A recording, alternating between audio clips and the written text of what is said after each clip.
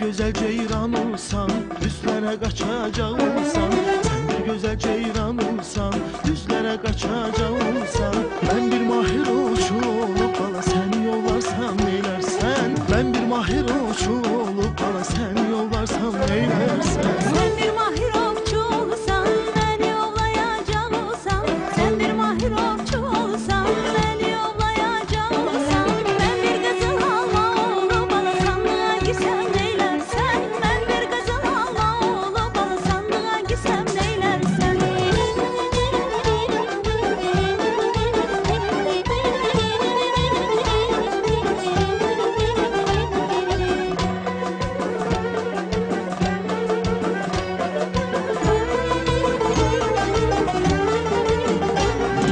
Sen bir kızıl alma olsan, sandığa girecek olsan. Sen bir kızıl alma olsan, sandığa girecek olsan. Ben bir paslı açar olup bana sandığı açsam neylersen. Ben bir paslı açar olup bana sandığı açsam neylersen. Sen bir paslı açar olsan, sandığı açacak olsan. Sen bir paslı açar olsan, sandığı açacak olsan.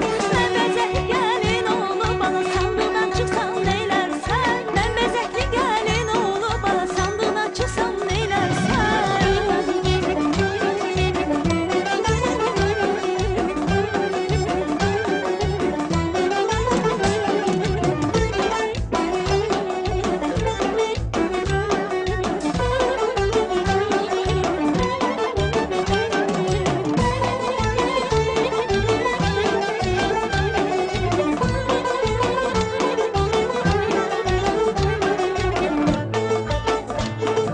Sen bezekli gelin olsan, sandıktan çıkacak olsan. Sen bezekli gelin olsan, sandıktan çıkacak